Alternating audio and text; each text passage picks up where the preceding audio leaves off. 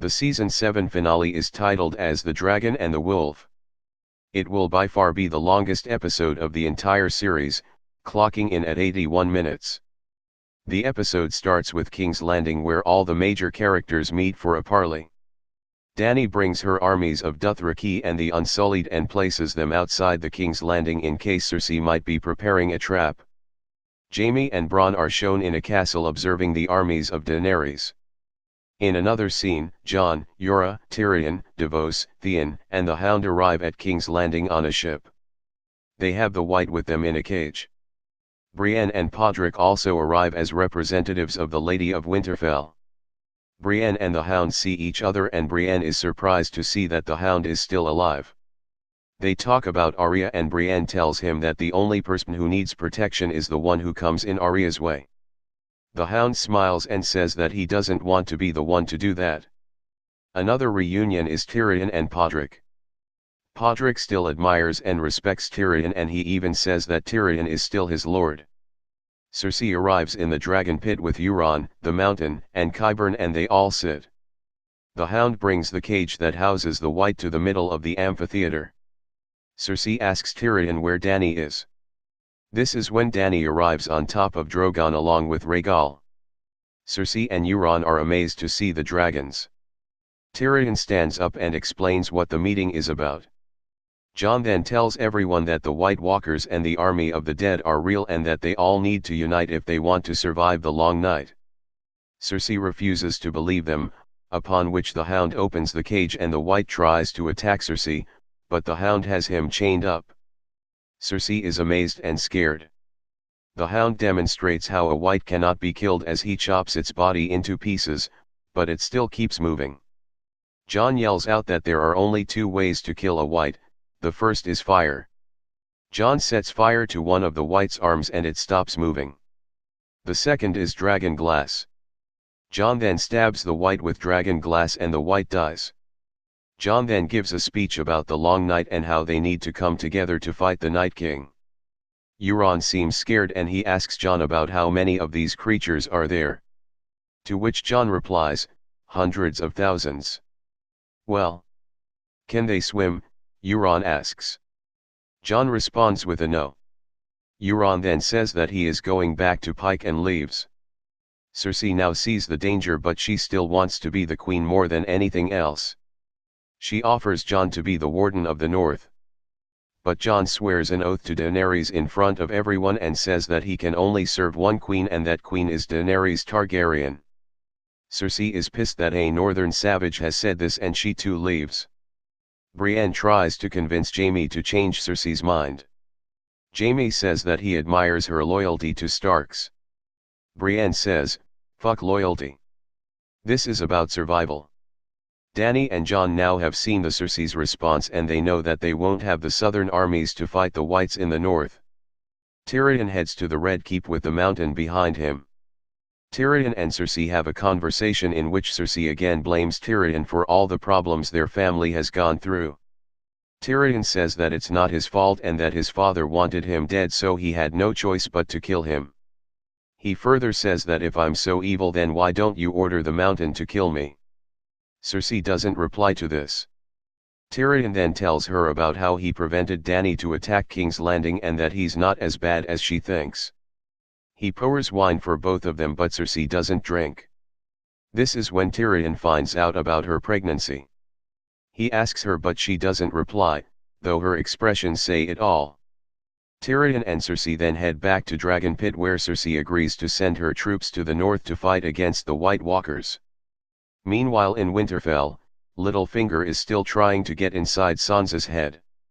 He tells Sansa that Arya is dangerous and will try to frame her. In Dragonstone, Dany, Tyrion, and Jorah discuss their strategy against the White Walkers, where Jorah displays a great deal of knowledge about the strategies of Targaryen kings. He tells Dany that they must adopt a defensive strategy and not an offensive one. Jon asks Theon that whether he'll come with them to North. To which Theon says no, because he must rescue Yara first. Jon wishes him luck. Theon gathers the remaining Ironborn to come with him to rescue Yara.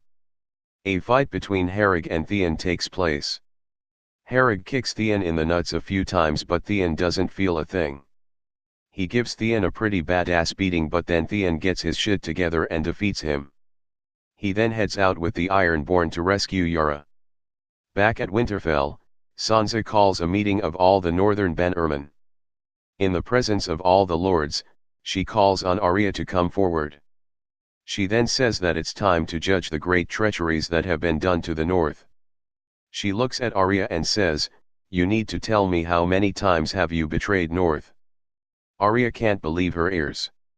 Sansa says again, "You need to tell me how many times have you betrayed North Lord Baelish."